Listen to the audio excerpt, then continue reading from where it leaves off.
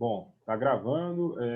Quero dar boas-vindas, então, ao pessoal que está acompanhando esse quarto encontro do projeto Boas Práticas em Sala de Aula, que é uma realização do Núcleo Docente Estruturante do Departamento de Administração, o NDE, do qual fazem parte eu, professor Diego Mota Vieira, professor Dr. Caio César de Medeiros, professora doutora Helena Araújo, professor Dr. João Carlos Neves, professora Maria Amélia de Paula Dias, professora Olinda Maria Gomes, professor Rodrigo Rezende, professora Zigrid Guillamon.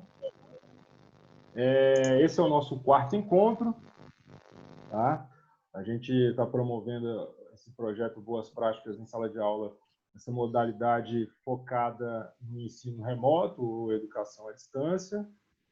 E, enfim, só queria também, antes que eu esqueça, passar o cronograma dos próximos encontros. Né? A gente tem mais 3 encontros previstos.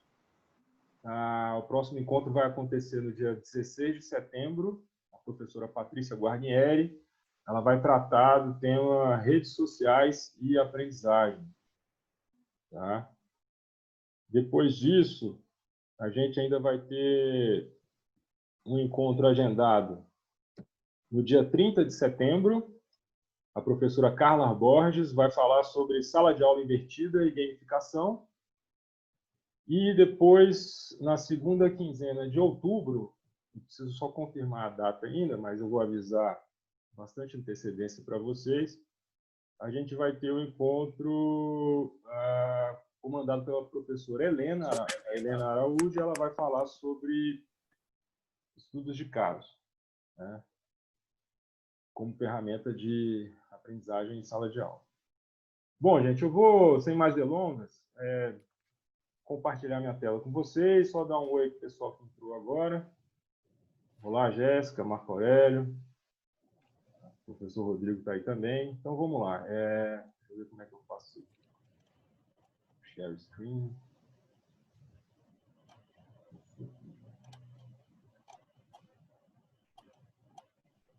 Vocês estão conseguindo ver a minha tela aí?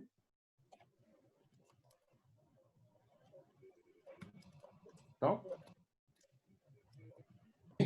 Sim, beleza. Estamos sim. Então, vamos lá. Bom, qual que é a minha ideia, né, com esse tema aqui? Eu chamei o encontro de hoje como resultados para além da sala de aula. O objetivo é gerar, a partir das disciplinas, conteúdo e produtos que sejam úteis para a comunidade, integrando as funções de ensino, pesquisa e extensão. Para tanto, sugere-se lançar mão das ferramentas e redes sociais com as quais os alunos já estão habituados.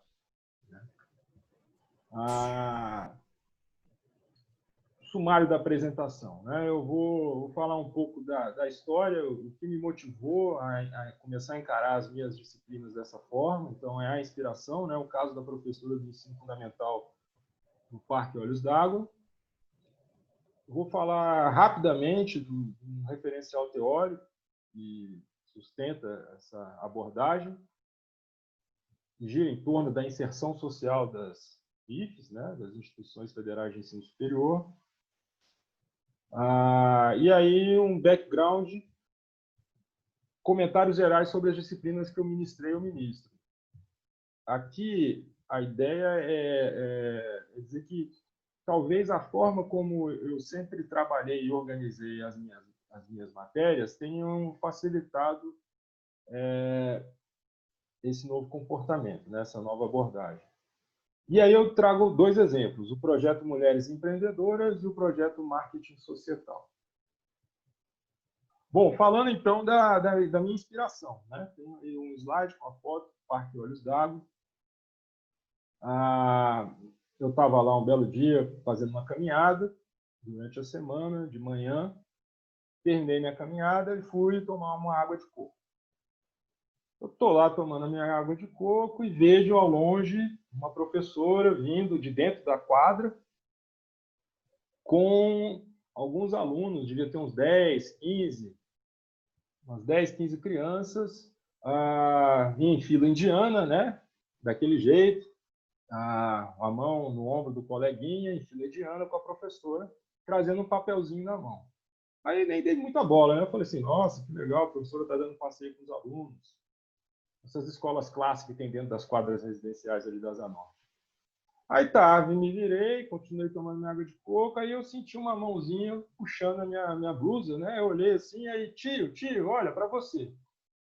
E aí o menininho me deu um papel. O que era esse papel? Na verdade, era uma cartilha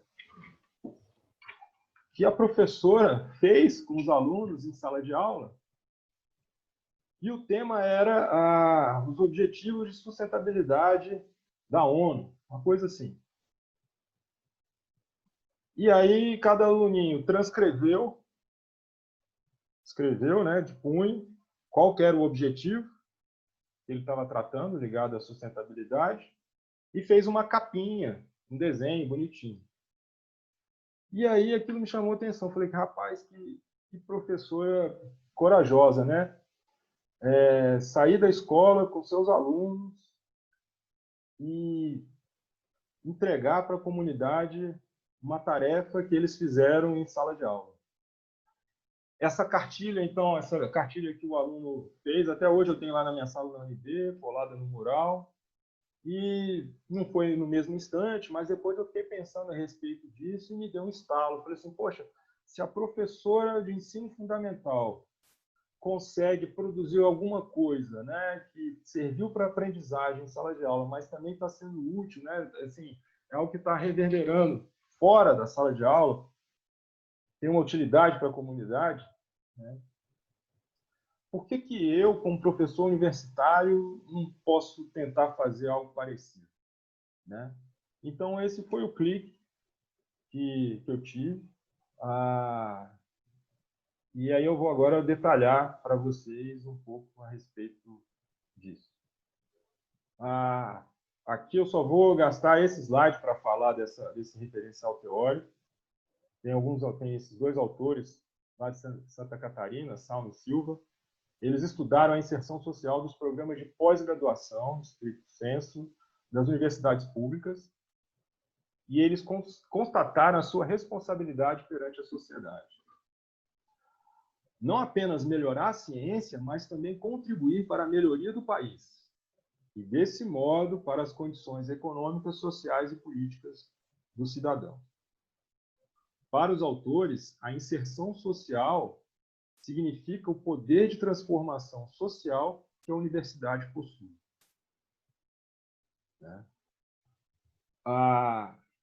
Eu acho que a universidade ela já cumpre com esse papel em N formas, N maneiras. Talvez a mais direta é o quê? É formando um estudante, né? Vai ser um profissional, vai ser um cidadão e vai atuar, né, no mercado. Fora pesquisa, projetos de extensão e tal. Mas o que eu estou imaginando aqui? A gente investe muito tempo, muito esforço em sala de aula. São 60 horas aula por semestre, para cada disciplina. E será que a gente precisa ficar ali fechado naquela redoma? Será que todo o esforço dos alunos precisa ficar fechado naquela redoma? Não pode ser útil? Não pode alcançar um público maior? E dar uma contribuição maior para a sociedade? E aí, então, Salmo e Silva, inclusive, eles apontam a possibilidade do que eles chamam da coprodução do bem público.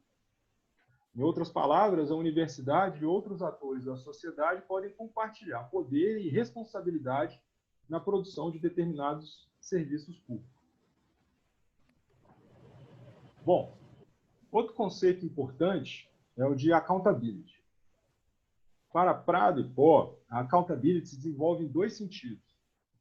No sentido da responsabilização, ou seja, ser responsável pelos seus atos, mas também no sentido de responsividade, dar respostas sobre as suas ações.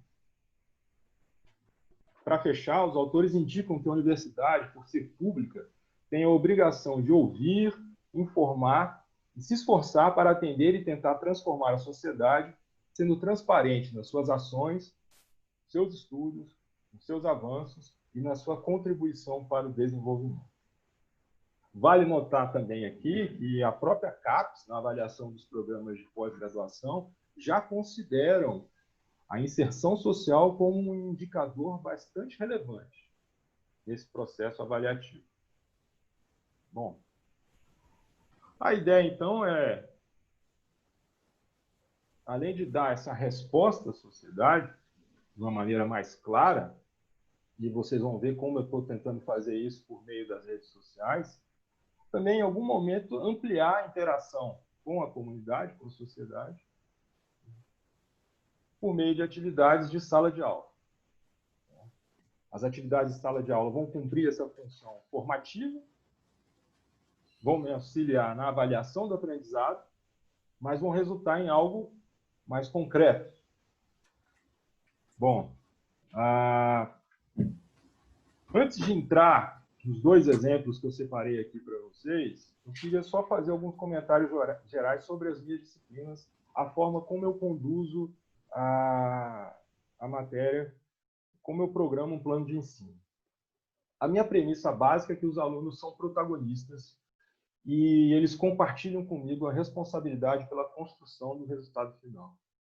Eu costumo dizer para eles, olha, no final do semestre, quando vocês forem fazer uma avaliação, né, seja uma avaliação formal da universidade ou uma própria reflexão sobre como foi o semestre de vocês, poxa, se valeu a pena ter investido tanto tempo na disciplina do professor Diego, a resposta para essa avaliação depende muito do desempenho, da sua responsabilidade, né, do seu engajamento. Tá? Então, essa é uma premissa fundamental, é uma conversa que eu sempre tenho com os alunos no primeiro dia de aula. Eles são protagonistas. E aí, o planejamento das aulas leva em conta a leitura prévia dos textos. O aluno ele tem que chegar em sala de aula preparado. Desde o primeiro dia de aula, ele sabe exatamente quais serão os textos que vão ser trabalhados em cada semana ao longo do semestre. Então, eu apresento para eles um cronograma de aula, os textos relacionados àquela semana, e deixo os textos disponíveis no Moodle, em arquivo em PDF. Então, tudo bem mastigadinho. E aí, no dia a dia, em sala de aula, eu lanço mão de inúmeras atividades para a compreensão e discussão do conteúdo, tentando fazer com que a aula seja dinâmica. E aí são atividades individuais, em duplas ou em grupos. Claro que hoje em dia qualquer um tem celular. No início me incomodava muito ver os alunos mexendo no celular enquanto eu estava falando e tal. Mas nunca me passou na cabeça proibir o uso do celular em sala de aula. Aquilo me incomodava. Até que um dia eu falei, poxa, quer saber? Eu vou tentar usar o celular a meu favor.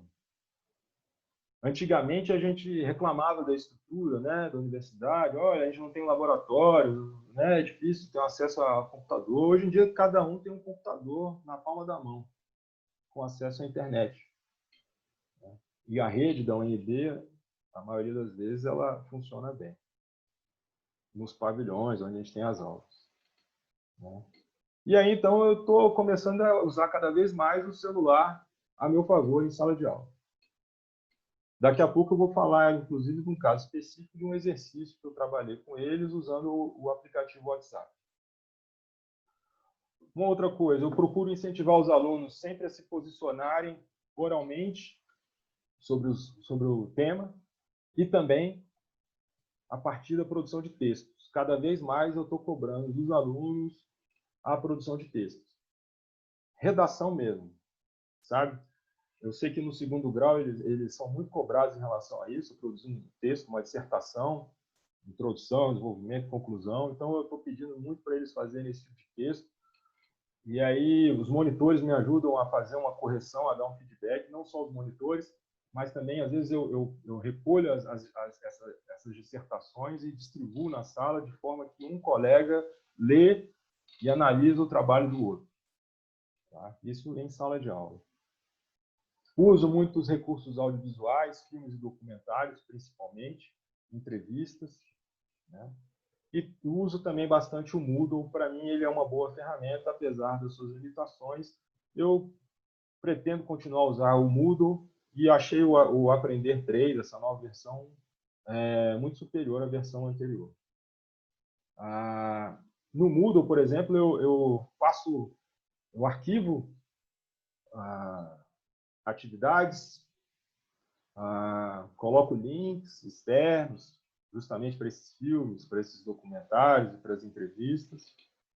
E criei também um fórum de referências. Então, nesse fórum de referências, os alunos são convidados a contribuir. Então, às vezes, a gente está discutindo um tema em sala de aula, aí alguém lembra, olha, tem um texto bacana, eu vi um filme que fala sobre isso. Aí eu peço para o aluno, ele vai lá, entra nesse fórum de referências e coloca a referência para a gente. O título, né, qual o caminho para encontrar o texto, a reportagem ou o filme.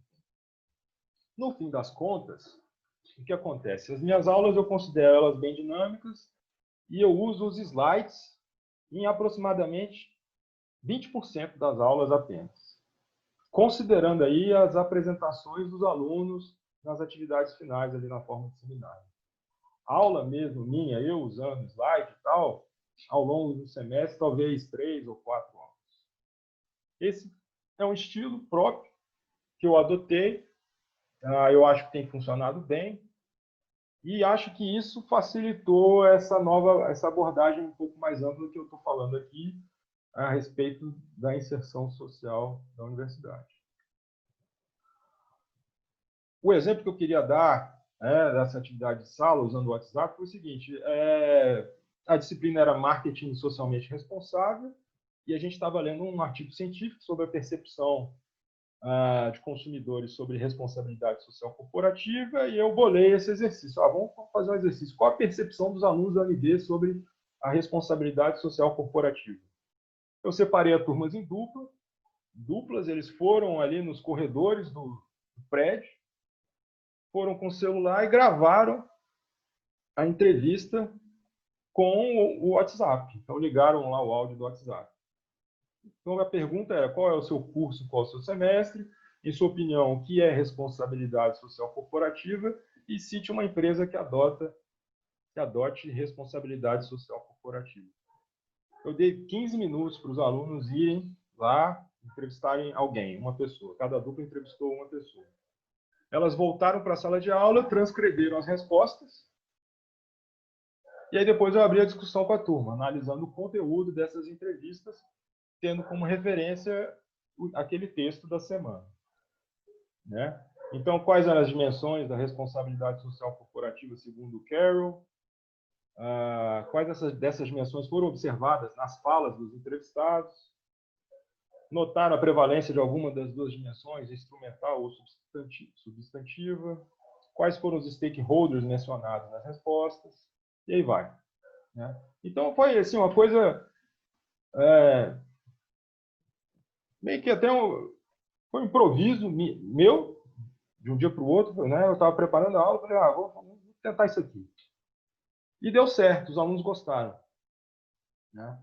Então, nessa atividade, eles trabalharam, desenvolveram algumas competências. Né? A capacidade de análise, a capacidade de articular a teoria com um dado ali coletado na hora. Eu até brinquei com eles, a gente aqui, aí depois eu botei os alunos, quer dizer, eles foram para frente da sala, foram no quadro e escreveram no quadro a síntese das respostas desses entrevistados. Né? E aí, quando a gente fechou a atividade, eu até brinquei com eles, olha, a gente acabou de fazer uma mini monografia aqui. Né? Claro, em tom de brincadeira. E aí, uma outra disciplina que eu leciono, que é Estado, Governo e Sociedade, a tarefa de sala foi com o aplicativo Infoleg. Esse aplicativo foi desenvolvido pela Câmara dos Deputados e ele é um aplicativo, a função principal dele é o acompanhamento da atividade parlamentar. Então, você baixa esse aplicativo na Play Store ou na loja lá para quem tem Apple. E ali você acompanha a atividade parlamentar de todos os deputados, a agenda deles, as comissões que eles fazem parte. Tem algumas outras funcionalidades também. Salvo engano, tem a questão de como ele se comportou, como ele votou em relação a cada matéria. Tá? De novo, utilizando o celular. Então, eu falei assim, olha, gente, agora vocês vão pegar o celular, vamos utilizar aqui a rede da UNB, quem tiver e tal, com o aparelho. Quem não tiver com o celular em mãos, junta com o colega, vão baixar o Infoleg. E aí dei um tempo para eles baixarem o aplicativo e fuçarem lá. Pedi para eles descreverem para mim, então, quais eram as funcionalidades, os recursos, como é que era a interface. E a gente também analisou os comentários dos usuários que já tinham baixado esse aplicativo, porque quando você entra lá na Google Play ou na Apple Store, você tem lá os comentários, né, com as avaliações a respeito de cada aplicativo. Aí os alunos, eu dividi os alunos em grupos, eles trocaram as impressões, colocaram no quadro as palavras-chave correspondentes aos comentários positivos e negativos dos usuários do aplicativo, e esse exercício só foi possível graças à utilização do celular.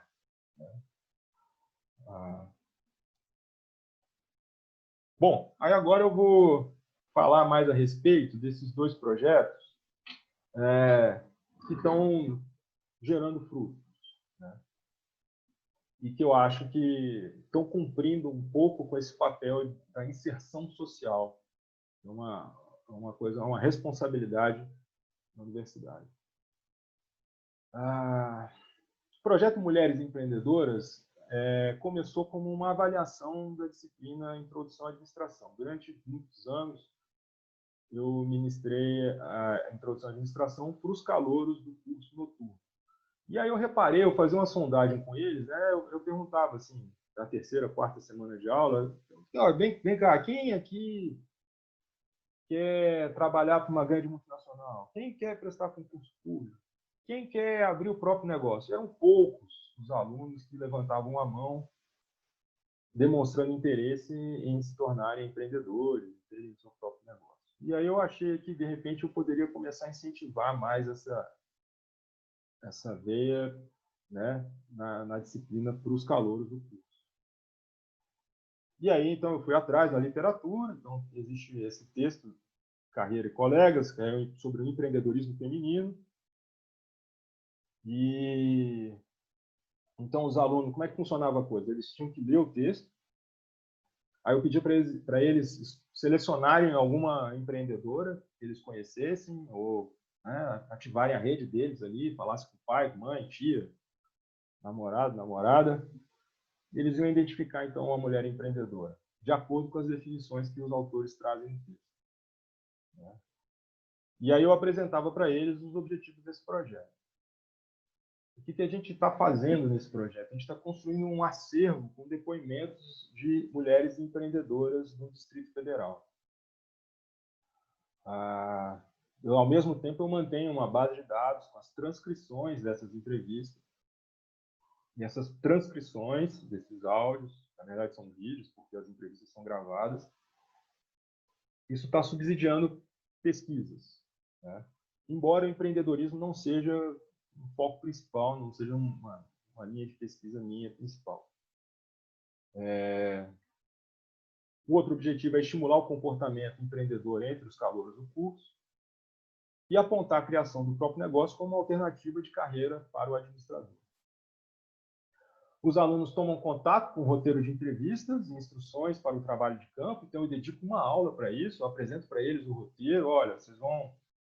Eu digo para eles como é que funciona, vocês precisam se preparar para a entrevista, vocês vão ter que dominar o assunto, dominar o roteiro, né? Vocês vão selecionar um instrumento para fazer a gravação, pode ser um celular, mas tem que ficar atento se tem capacidade de memória, se tem bateria.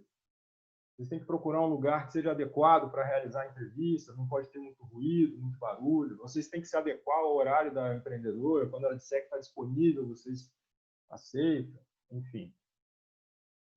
Esse roteiro eu construí com base em duas referências principais. Uma é uma dissertação de mestrado de uma colega minha lá do Rio Grande do Sul, a Tatiane, ela estudou empreendedorismo feminino, e eu também tomei por base alguns aspectos do prêmio que o Sebrae dá anualmente. Eu não sei como é que está isso hoje em dia, mas o Sebrae ele faz uma premiação para mulheres empreendedoras. Funciona como? A mulher ela tem que descrever a experiência dela, a trajetória dela num texto, numa redação. E aí eles colocam alguns pontos chaves que tem que serem abordados nessa redação. Então, eu juntei as duas coisas, bolei esse roteiro, passo isso para eles. Eles vão a campo, as entrevistas são gravadas, elas são editadas e depositadas no canal do YouTube. E ficam disponíveis para o público. Por que elas são editadas? Eu peço para os alunos colocarem lá no YouTube a versão integral da entrevista e uma versão editada de aproximadamente 10 minutos. E, de novo, celular. Os meninos e as meninas são craques nisso. Então, existem dezenas de aplicativos para edição de vídeo. Eles mexem. Se você entrar lá no canal, vocês vão perceber que, inclusive, a qualidade dos vídeos foi melhorando com o passar dos semestres. Hoje em dia, a gente tem em torno de 60, quase 70 depoimentos de mulheres empreendedoras nesse canal do YouTube. E a qualidade foi melhorando, porque eles entram antes lá, dão uma olhada nas entrevistas passadas, nas entrevistas anteriores, e tentam superar, né, essa qualidade.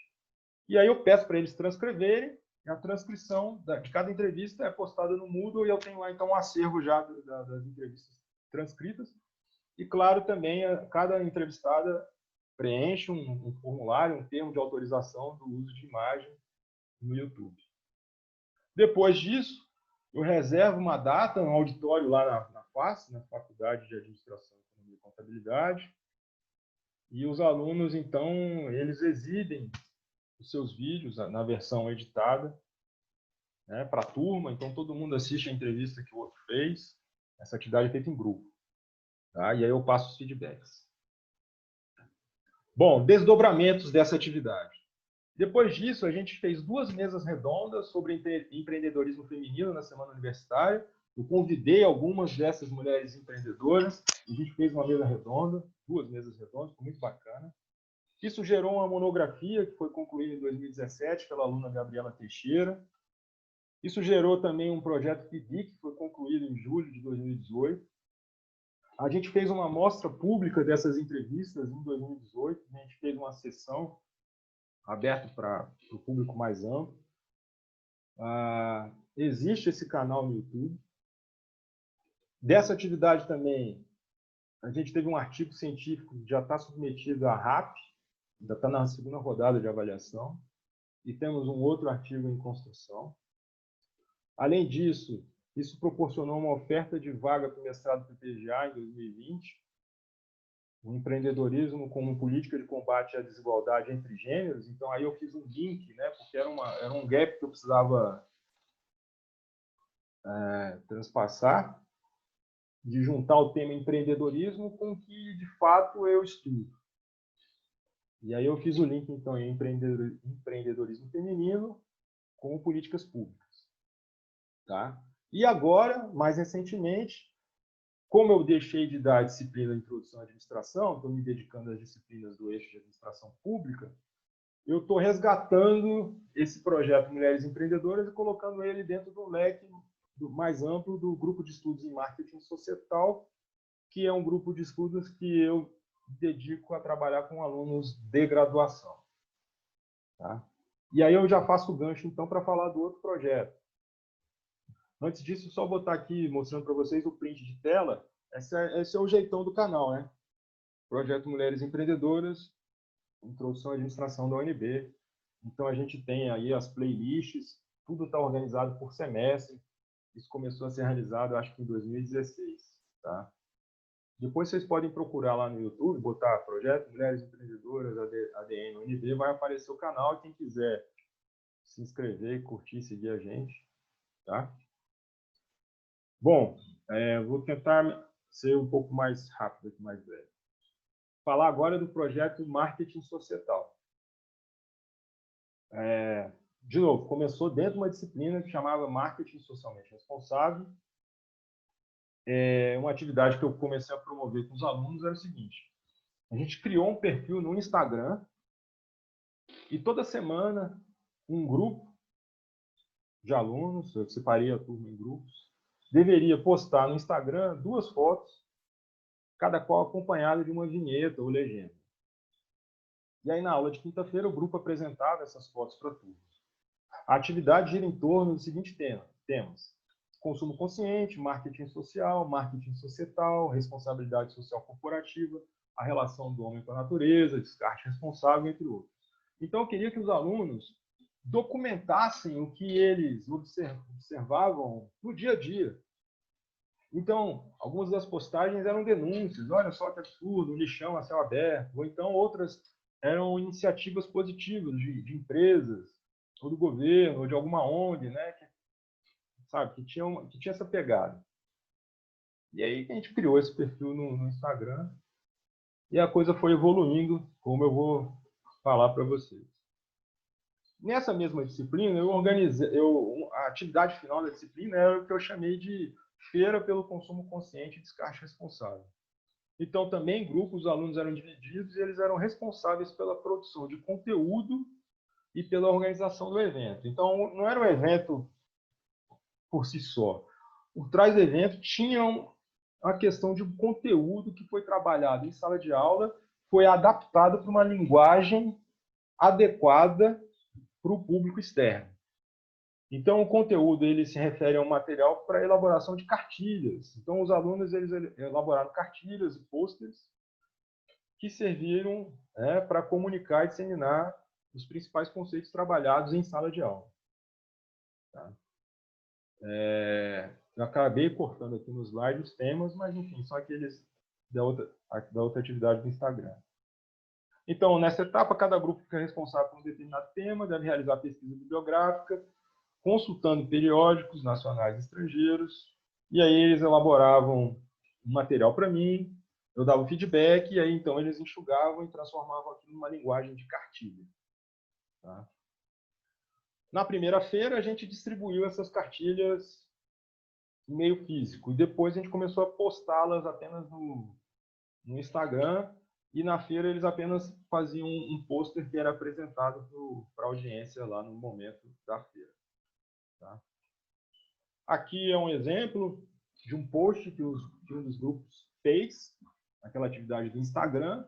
Eles estão falando, então, do descarte responsável, a questão de reusar, trocar e doar.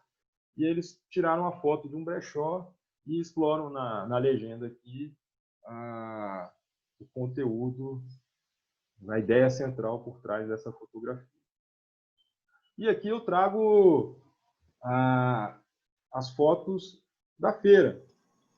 Então, teve a participação do centro acadêmico, tem uma foto das cartilhas, a participação dos alunos, e aí depois, claro, no momento final da feira, a gente teve até uma apresentação musical, 2 bandas de alunos da universidade também.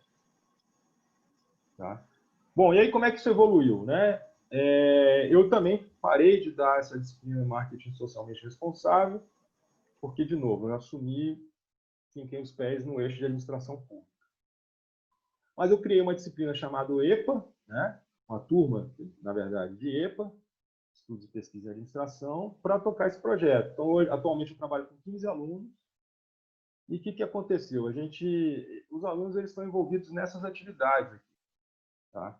Então, a gente procura promover eventos, são encontros, palestras, sessões de filmes, a gente participa da semana acadêmica. A gente bolou o projeto Iglu de Trocas, que é um projeto que ganhou repercussão na mídia, está tendo resultados bem legais. Então, os alunos eles estão envolvidos com a manutenção desses iglus de troca. E os iglus também, eles, além de promover o comportamento de troca e descarte responsável, a gente está coletando dados, está gerando pesquisa. Tá? A gente tem o Instagram, e agora, nesse momento de pandemia, é o carro-chefe. Então, é a comunicação de conteúdo por meio do Instagram. A gente tem um plano de fazer um podcast, a gente já criou um site também. Tá? E a gente tem um clube de leitura, um clube de vídeo. Então, desdobramentos, de uma coisa que começou com uma atividade da disciplina e se tornou um projeto mais amplo. A gente tem a consolidação desse perfil no Instagram, com aproximadamente 650 seguidores. A gente produz conteúdo em cápsula, adaptado para um público-alvo mais amplo. Como eu disse, o projeto Grupo de Trocas. Parcerias com o Centro Cultural Banco do Brasil e com a Biblioteca Central da UNB. A gente estava com a parceria engatilhada com o Senado Federal, mas por conta da pandemia a coisa está em stand-by. Tá? E aí tem a mostra dialogada de filmes e essas outras vertentes que eu já relatei. Está gerando monografia também, nesse semestre agora, o primeiro de 2020, a Laura vai defender o TCC dela, com base no projeto Grupo de Trocas. Tá? E eu também estou formalizando agora isso tudo num projeto de extensão, tornar isso formal, uma coisa formalizada, melhor dizendo, dentro da UNB. Para fechar aqui, mais algumas fotos, né? Tem a mostra, né, um folder aí da mostra dialogada de filmes. Isso aí eu costumo fazer com o pessoal na semana acadêmica. No canto esquerdo, a gente tem uma foto do Iglu de Trocas, lá no Centro Cultural Banco do Brasil. E aqui a equipe, né, alguns dos alunos, no dia que a gente inaugurou o Iglu de Trocas lá na biblioteca da UNB. Tá? Então, gente, a ideia é essa, assim, poxa, eles vão dedicar tempo, esforço, uma atividade de avaliação em sala de aula, vamos tentar fazer disso algo maior, né? Mais completo, sabe? Então, vocês podem ter percebido aí ao longo da apresentação que os momentos de interação com a sociedade são muitos, né? Assim, de fato, a gente está dialogando, a gente chama atores de fora para participar e a gente tenta prestar contas, de certa forma, também, né? Bacana, sabe? E os alunos gostam muito, estão gostando muito desse tipo de iniciativa. Eu vou agora parar aqui o compartilhamento de tela. E, enfim. A gente pode agora conversar um pouco, se tiver alguma pergunta para fazer, algum comentário, por favor, pode ficar à vontade. Vamos pela ordem, né? O professor João Carlos já falou, depois o professor Evaldo. Quem quiser se inscrever também pode, de repente, ir pelo chat. Tá? Vamos lá, João Carlos. Por favor, liga seu microfone.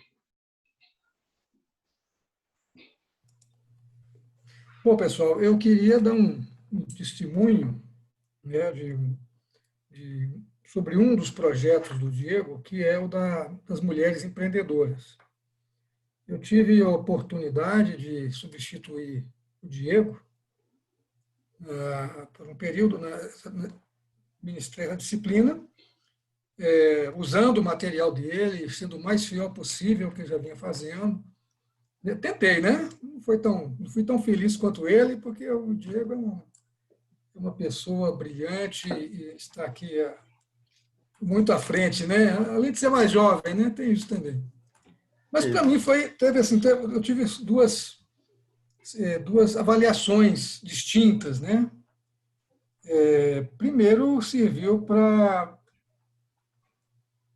voltar um pouco no tempo e enfrentar uma barra pesada que foi uma turma de calouros. Pesadíssima, né? Assim, no bom sentido, né? Um desafio legal, mas assim, o Diego conseguiu, né, com essa forma de trabalho, ao mesmo tempo, torná-la lúdica também, né?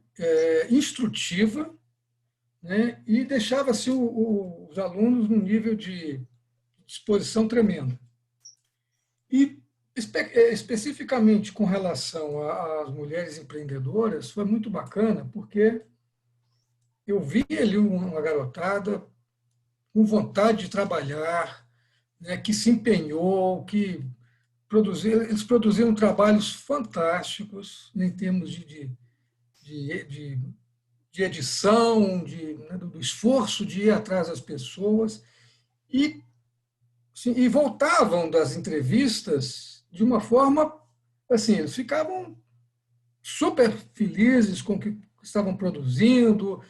Nem precisa dizer que assim, deu tudo errado, assim, para alguns das apresentações, isso serviu para que eles se movessem também para poder resolver ali na hora.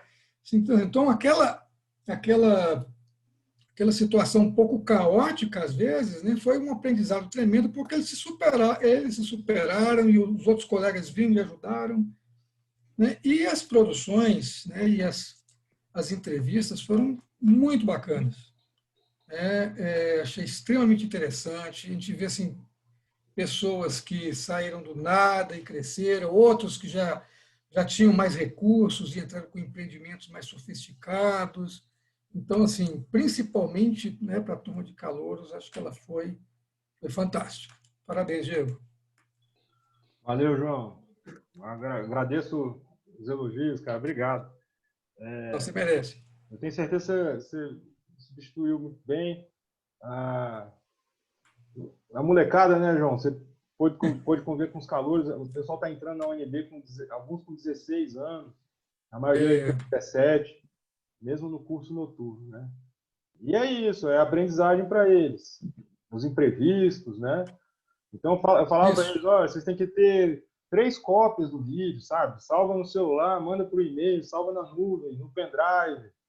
E eles vão porque para eles esse tipo de iniciativa e de responsabilidade, às vezes também é novidade, né? Porque eu imagino que às vezes na escola é tudo muito formatadinho e de repente eles se veem tendo que se virar, né? E de fato é isso, a gente tem ali depoimentos de toda sorte, né? De mulheres empreendedoras que são verdadeiras inspirações. Gente que começou fritando hambúrguer e o dinheiro que ganhava vendendo o primeiro hambúrguer, foi lá e comprou mais 2 hambúrgueres e foi crescendo assim, desse jeito, sustentando a família. Mulheres, às vezes, que eram as chefes da família, né? Eram só elas e os filhos e fizeram os filhos crescer. Então, sabe, eu acho isso muito bacana e é um material riquíssimo que está lá à disposição nesse canal no YouTube, que merece, eu preciso dizer que está merecendo um pouco mais da minha atenção agora também, porque eu acho que é um projeto que pode se desenvolver e, né, crescer, galgar novos objetivos. Tá? Mas valeu, João. O professor Evaldo levantou a mão e depois eu vou passar a palavra para a Jéssica. Fala, Evaldo. Ok, tudo bem, Diego. Obrigado, parabéns pelo trabalho e por motivar o grupo todo a participar desse momento. Tá? Valeu, obrigado. E gostaria de cumprimentar também os demais professores, tem o João Carlos, tem o Rodrigo, o Caio, a Bárbara, que eu conheço, e outros professores, novos professores, né, que já estou sabendo aí que tem colaboradores, professores que estão no ADM agora e que estão planejando entrar na sequência. Que bom. Então, acho de grande relevância esse trabalho e acabo querendo saber mais alguns detalhes com relação a esse trabalho. Na verdade, não é um projeto, ou não é um problema, mas sim uma abordagem baseada em problema, mas um projeto como um todo baseado no problema, né? Acho que seria mais nesse sentido que você trabalhou, pelo que eu ouvi de relatos, são 2 problemas que na verdade, 2 projetos, esses projetos são baseados em problema. E existe uma metodologia ativa que trata de abordagem baseada em projeto, né? Project Based Learning, e se de repente você tocou usando essa vertente, ou porque muitas das vezes a gente trabalha com metodologias ativas, né, normalmente, e sem estar propenso a identificar um conteúdo teórico que já traz isso aí, né? Então, parabéns pelo trabalho, que não é um problema que foi atacado, mas sim, acredito que um projeto de construção do novo que você trouxe aí, nessas 2 vertentes que você colocou, tanto na parte ambiental, quanto na parte de gênero, né, no caso da mulher. Uhum. E a ideia, a minha pergunta é que se você conseguiu medir isso, como foi sua disciplina antes e como passou a ser sua disciplina depois que você trabalhou metodologia ativa, né, com os alunos, que eu acredito que o resultado deve ter mudado de forma fantástica, mas eu pergunto mais se você conseguiu medir isto, conseguiu tratar desta forma de medição para a gente, como experimento, e gerar um artigo para a gente. Se lembra que nós falamos em artigos nessa área um tempo atrás, né? E um trabalho desse, com esse benefício social, com essa relevância para a sociedade, seria interessante medir, sim, tá? Fazer alguma coisa nesse sentido que a gente consiga aferir uma situação, um trabalho de introdução à administração sem a vertente, o outro com a vertente, tá? De Project-Based Learning, e também no marketing societal, que o João trabalha com marketing também, né? E de repente, talvez fazer essa medição também, com esse projeto que existe numa turma e outra sem o projeto. Como seria esse desempenho, quais seriam os resultados a partir desse comparativo, né? Entre usar a metodologia ativa, no caso do Project-Based Learning, ou não usar, né? Como é que seria o desempenho das turmas? Você chegou a medir isso, Diego?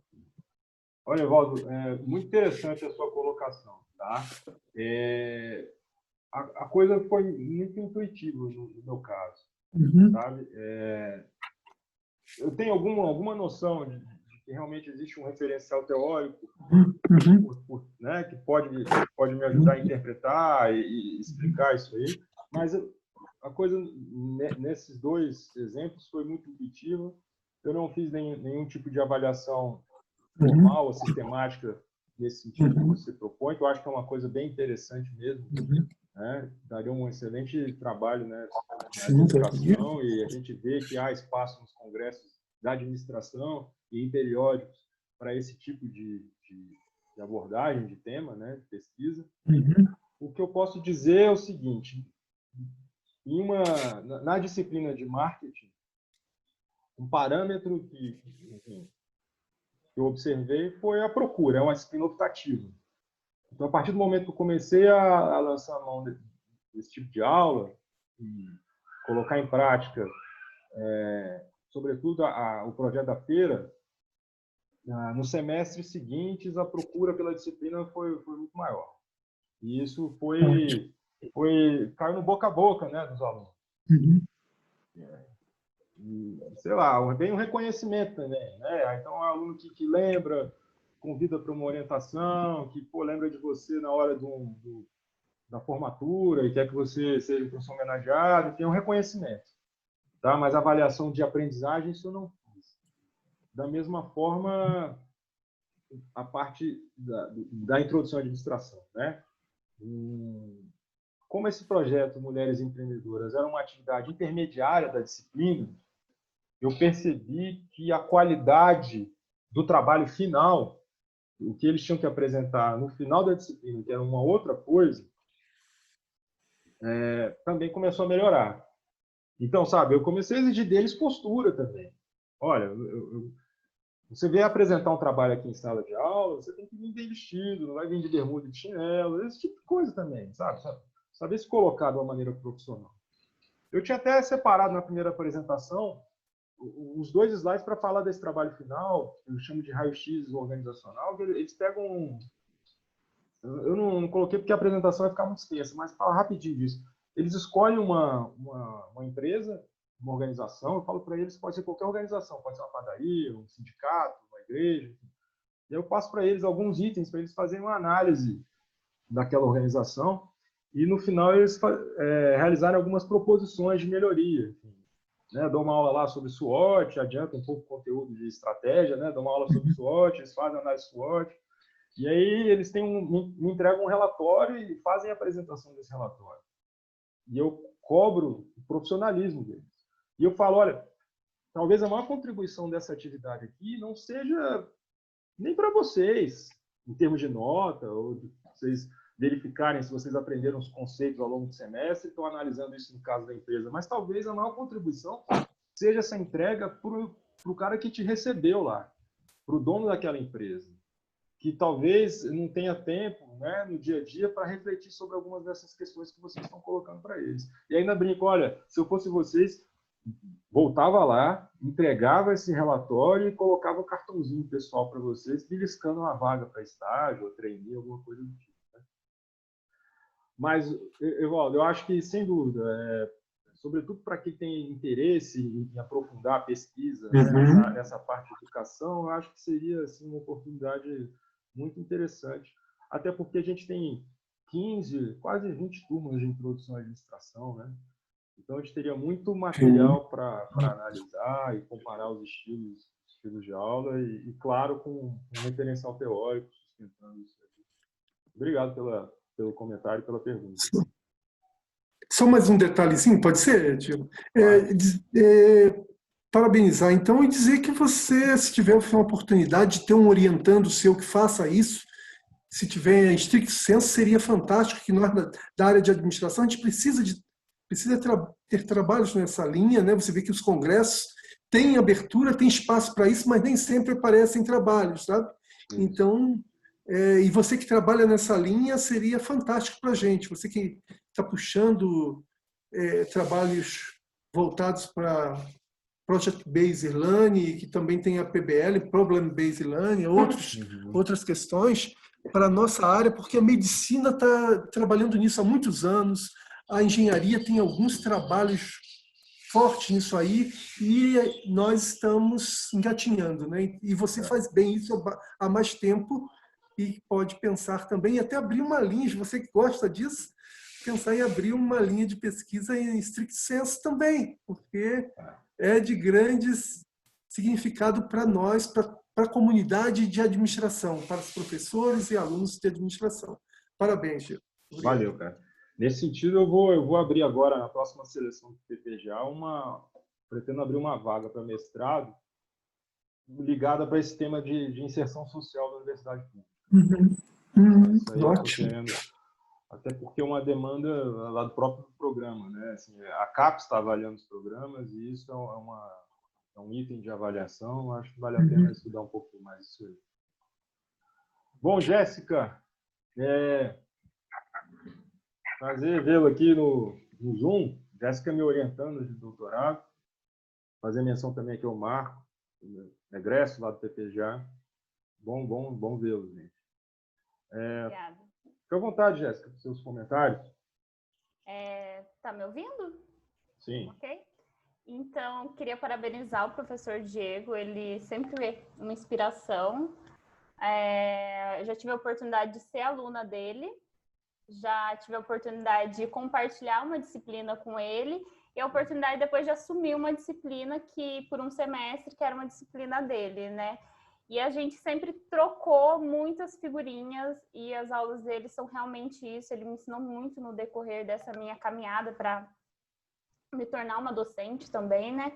E uma das experiências que eu tive que foi criada a partir de conversas com o Diego foi a gente, na aula de Estado, Governo e Sociedade, a gente criou jogos e histórias infantis para crianças de até 12 anos. E depois eu levei os alunos nas escolas e eles apresentaram essas histórias sobre o conteúdo da disciplina, que era relacionado à administração pública. Então, crianças tiveram acesso a alguns conceitos assim básicos, como corrupção, Estado, federalismo, para que eles pudessem um pouco entender. E os alunos adoraram, as crianças adoraram e foi super positivo. Então, vindo dessa experiência de uma metodologia mais ativa, eu também tive essa oportunidade. Além disso, uma questão que vem muito à minha cabeça durante a apresentação e que eu acho que é a dúvida de metade dos professores, eu queria que você falasse um pouco sobre isso, Diego, é sobre como manter essa metodologia agora, nesse cenário. Eu vi que você, por exemplo, o Iglu de Trocas, a gente manteve um Instagram, que é uma forma de continuar, mas a gente perde muito, né, sem poder sair com as aulas virtuais. Então, queria saber de você sobre isso, alguma dica, como é que você pretende slide, como não passar slide numa aula virtual? Vai ficar você só falando. Então, a minha dúvida é em relação a isso. Tá. Bom, Jéssica, obrigado pelos comentários. De fato, a gente conseguiu trabalhar junto nessa disciplina de Estado, Governo e Sociedade, né, Jéssica? E você até aprofundou, levou adiante, né? Foi além do que eu fazia inicialmente, essa parte de transformar. Teve esse exercício também, né? Os alunos eles tinham que escolher algum conceito, cidadania, o que é democracia, cidadania, solidariedade, enfim, a Jéssica relatou alguns. E a gente pediu para os alunos em duplos escreverem uma história infantil.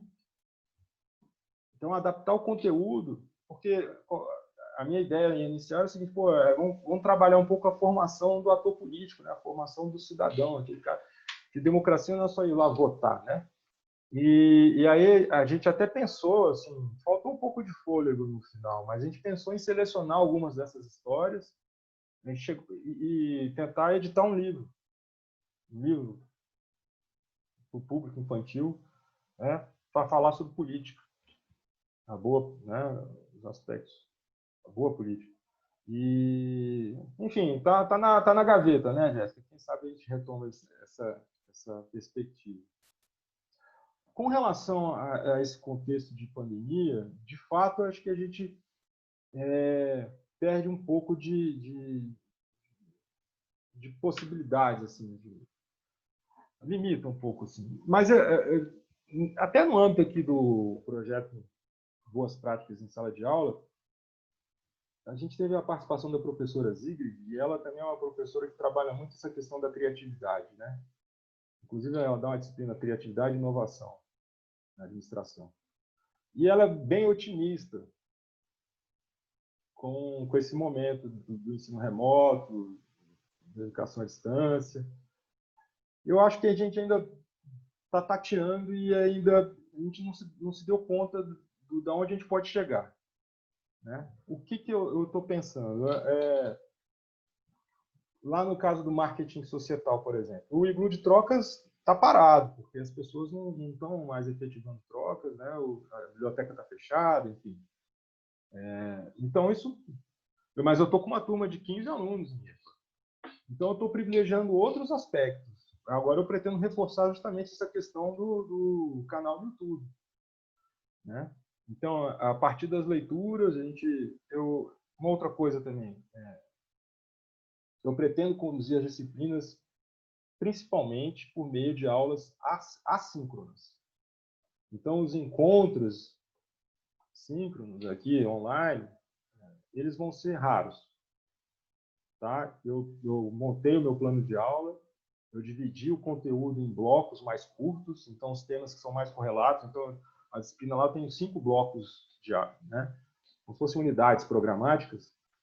Então, eles têm uma duração mais curta, e aí eu quero fazer um encontro síncrono entre um e outro bloco, né? Então, comentando o fechamento, fazendo um preâmbulo do bloco, olha, o que a gente espera, o que vai ser trabalhado, e depois, no final, fazer os comentários gerais, fazer uma avaliação do que eles construíram nesse primeiro bloco e já fazendo o gancho para o próximo, né? Então, entre um bloco e outro, eu vou ter um encontro síncrono um pouco mais longo. Aí, trabalhando muito com texto, atividades naquele mesmo sentido, cobrando um posicionamento deles. Então, eles têm uma atividade lá, vai ter fórum, então eles vão... Eu botei um artigo, por exemplo, a RAP está com um número especial sobre as ações do governo, da administração pública no combate à pandemia, um número especial da RAP. Muito interessante, vários artigos lá. Então, uma dessas atividades do bloco 1 é o aluno vai lá, ler esse texto, aí eu vou pedir para ele buscar alguma reportagem de jornal e revista, e ele vai entrar no fórum, postar um comentário dele, ligando, né, o conteúdo do artigo científico com essa reportagem, ele se posicionando. Ele vai ter que fazer resenha crítica dos textos, né? E aí o que eu estou programando como atividade, isso são tarefas ordinárias, assim, do dia a dia, né? Eu deixei um prazo bem extenso, bem razoável para eles executarem, tá? Então, no bloco 1, o aluno vai ter aí 3 semanas a 1 mês para fazer as atividades. Se ele quiser fazer tudo correndo na primeira semana, faz. Se ele quiser deixar para a véspera, faz. Mas ele vai fazendo. E aí eu vou gravar vídeos curtos, de 5 minutos, comentando mais em linhas gerais o conteúdo e, sobretudo, tentando motivar os alunos. Tá? E aí, isso, sim, são recomendações da própria universidade e daqueles professores que já têm uma experiência maior com EAD. Né? Tenho conversado muito com o professor, o Rodrigo aí, professor Rodrigo, professor Francisco, são pessoas que estudam educação à distância, né? Então eu peguei um pouco dessas dicas. E aí, como atividade avaliativa especial, que numa disciplina normal seria, em condições normais, seria um seminário, eu estou pedindo para eles apresentarem, eles não vão fazer apresentação oral, vão entregar só um trabalho escrito e tal, mas eu vou trabalhar, Jéssica, com a realidade local dos caras, dos alunos. Então, eu botei lá no início do Moodle, em cada uma das disciplinas, um questionáriozinho, e ele vai responder em qual região administrativa ele mora. Se ele mora no Gama, né, Plano Piloto, Sobradinho, Planaltina. E aí eu vou procurar trabalhar o conteúdo por meio da situação local dele. Então, ele vai ajudar a descrever, explicar, interpretar. Então, por exemplo, eu posso pegar alguns modelos de análise stakeholders. E aí isso vai ser feito em grupo. O grupo vai escolher um tema, se vai ser um problema, uma questão de segurança, de saúde, de lazer, de transporte, de cultura, economia, educação, né? E aí eles vão analisar ali aquele problema, um marco legal, que política pública existe para tratar daquele problema, quais são os stakeholders que estão interessados, que atuam, e aí a coisa vai nesse sentido. Está um pouco em construção ainda, né? Mas eu acho que, por exemplo, agora eu tenho um canal no YouTube, né? Então, eu já tinha um canal do YouTube do Projeto Mulher Empreendedora, agora eu tenho um canal do YouTube do Professor Diego. E aí eu pretendo entrevistar colegas, posso convidar você mesmo para falar da sua tese e fazer uma entrevista. Ó, vou entrevistar... Tem uma aula lá que a gente vai falar sobre grupos de interesse e stakeholders. Eu vou convidar a Jéssica, vou fazer uma entrevista com a Jéssica pelo Zoom e vou deixar uma entrevista curta, 15, 20 minutos. Ela fala em linhas gerais do que ela está estudando, quais são os problemas, desafios, como é que é fazer pesquisa e tal. E vou deixar lá no canal do YouTube, um vídeo de 15 minutos, né, de alguém que entende do tema e vai falar um pouco também sobre pesquisa. Né. Eu não sei, eu tô otimista. No início eu estava, sabe, bem... Preciso confessar, meio relutante e tal, mas eu acho que a gente ainda vai se dar conta das inúmeras possibilidades que a gente tem. Sabe? A Zigrid mesmo estava contando uma experiência, até peço licença a Zigrid para relatar isso, que ela falou em público. Né? Quando ela dava aula na faculdade particular, um projeto desses de ensino à distância tinha essa pegada, né, dos alunos apresentarem uma cartilha, uma coisa assim. E o público, por ser uma coisa que está na internet, foi muito mais amplo do que eles estavam imaginando. Não era só ali os alunos da universidade, não. Começou a alcançar alunos da África. Então, países da língua portuguesa começaram a acessar aquele conteúdo. Né? Pessoal de Angola, Moçambique. Então, imagina só, eu tô animado.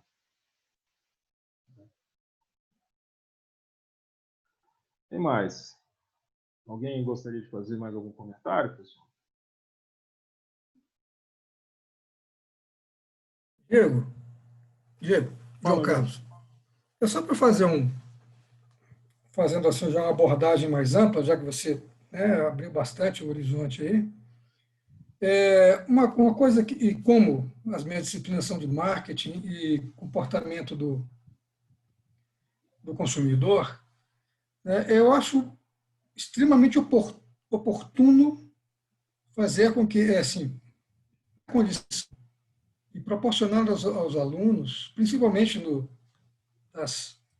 nos anos iniciais aí da universidade, para a gente não perder essa onda muito positiva do empreendedorismo.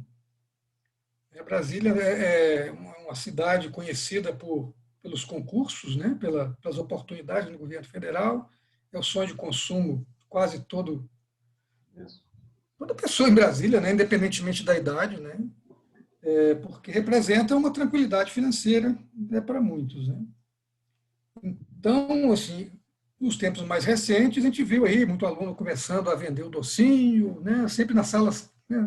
Quase toda sala tinha um tentando empreender, e eu acho que a gente não pode perder essa oportunidade de fazer, quer dizer, de proporcionar aos alunos, né, um fôlego, um gás, para que eles progridam durante o curso, né, incrementando essa formação com relação ao empreendedorismo, que leva para uma série de perspectivas positivas para quando ele sair da universidade. Eu tenho visto hoje, né, que muitos alunos, por exemplo, os meninos da consultoria júnior, né, do ADM, então você vê que os meninos estão super bem colocados, tem vários dos meus orientandos que já foram para o exterior, eles estão fazendo pós-graduação no exterior, porque se motivaram em quase tudo na área de negócios, né? Então, quer dizer, estão abrindo os seus horizontes, em vez de ficar presos aqui a Brasília, eu sempre estimulo a eles que viajem, que vão fazer intercâmbio e tudo, e porque vem aí uma juventude com uma perspectiva diferente, né? Então, todos esses trabalhos que você faz, que dá essa oportunidade para os alunos se motivarem a crescer e não simplesmente fazer a disciplina para obter os créditos e tchau e benção. Então, eu acho que a gente começa a dar contornos diferentes da formação desse aluno. Uhum. Exatamente. A gente tem que trazer eles para o nosso lado, né, João? Assim, é uma construção conjunta. Ninguém está ali porque... quer dizer, eu imagino que quem está naquela sala de aula fazendo aquela disciplina está ali porque quer, porque escolheu.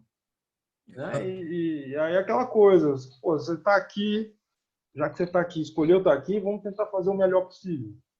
Né? Claro que a gente tem nossas limitações, né? Enfim, às vezes não fica 100%, mas a gente está se esforçando. Né?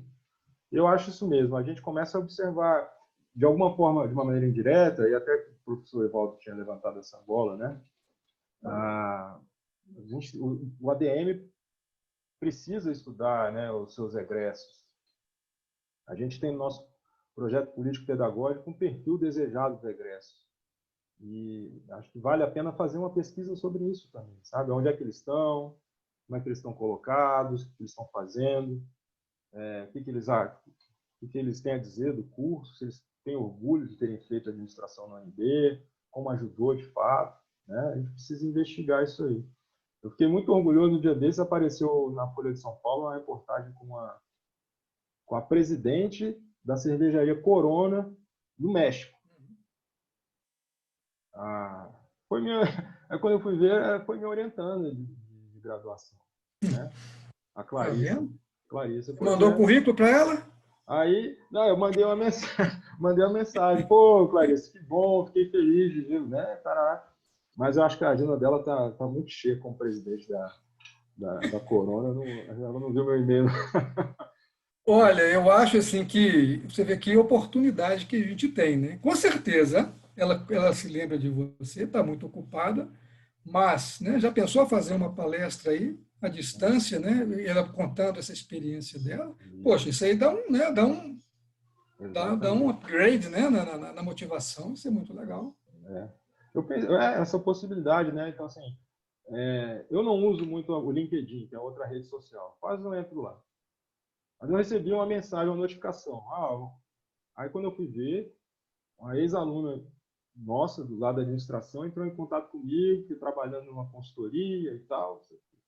Aí eu comecei a dar uma olhada lá nos meus contatos no LinkedIn. E muitos ex-alunos. Né? E o pessoal que está aí, está na Espanha, Costa Rica, México, enfim, Alemanha. E é um pessoal que a gente pode manter contato e utilizar as redes sociais, né, para produzir uma coisa bacana. Então, por exemplo, me ocorreu isso lá no Instagram.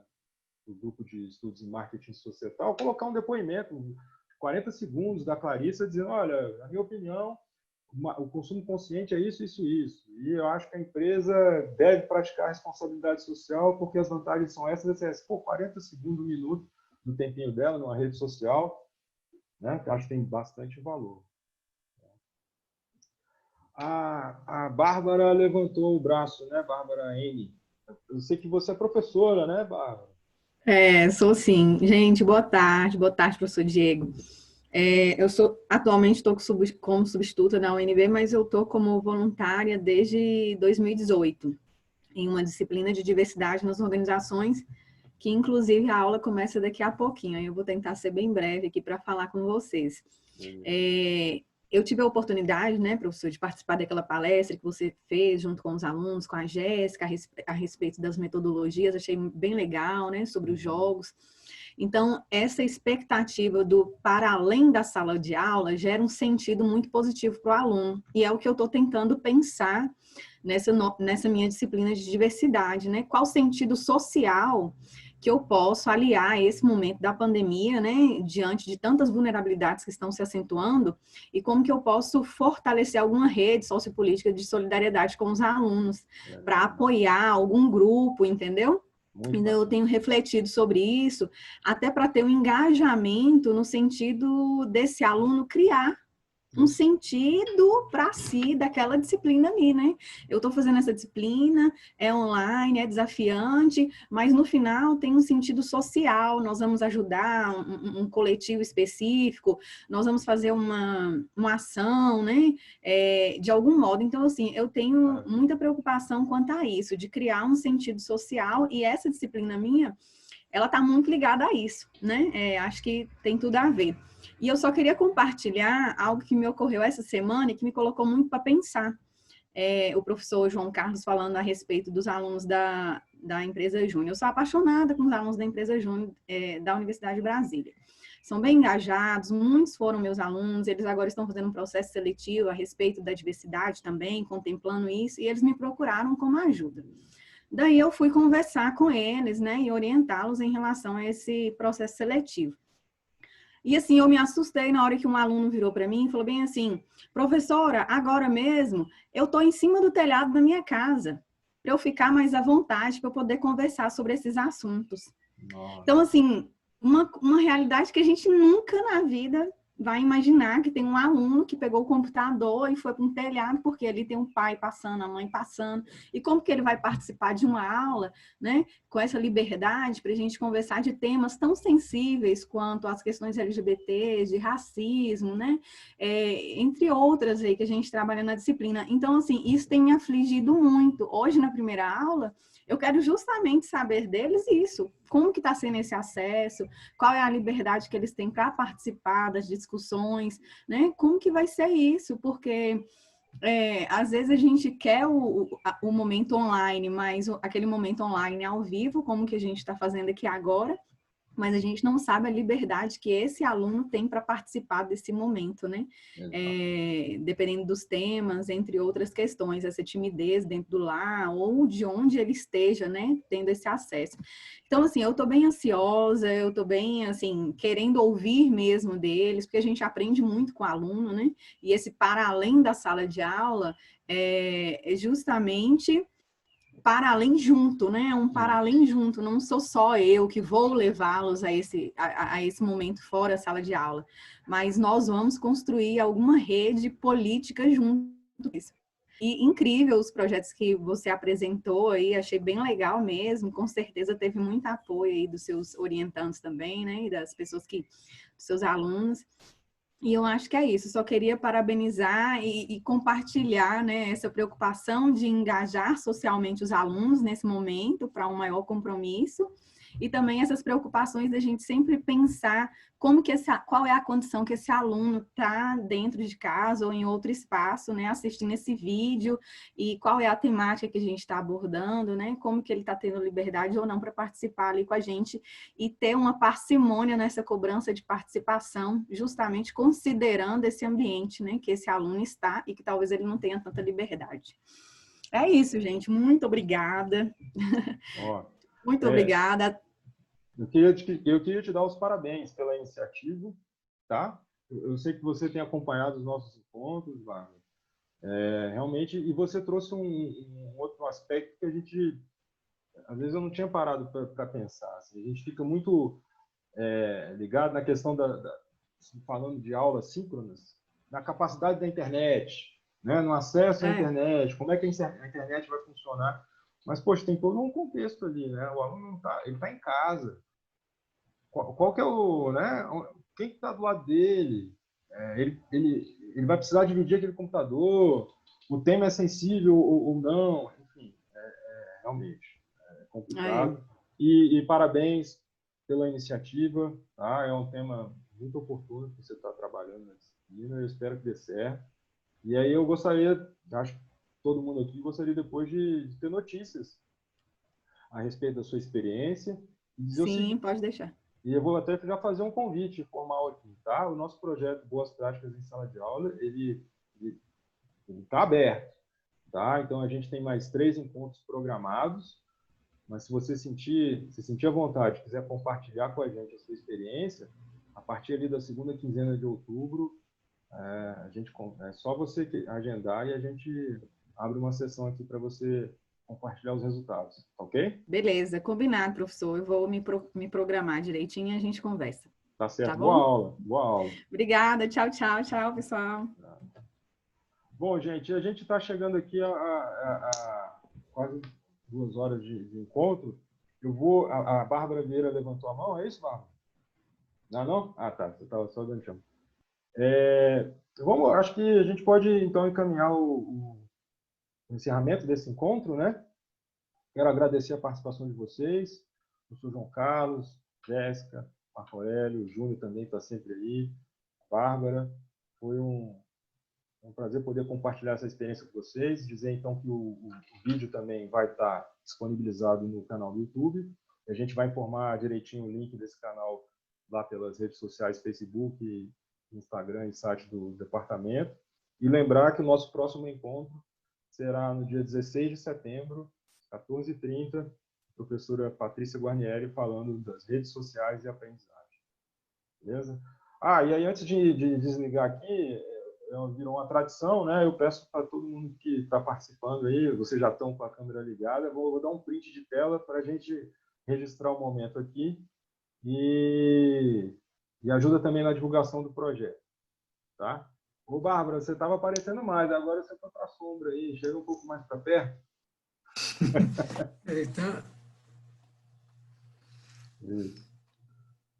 Legal. Então, ó, eu vou contar até 3, aí todo mundo fala X, tá? 1, 2, 3. E... Legal, gente. Obrigado. Até a próxima. Tchau, Diego. Valeu. Tchau, tchau. Tchau, gente. Um abraço a todos.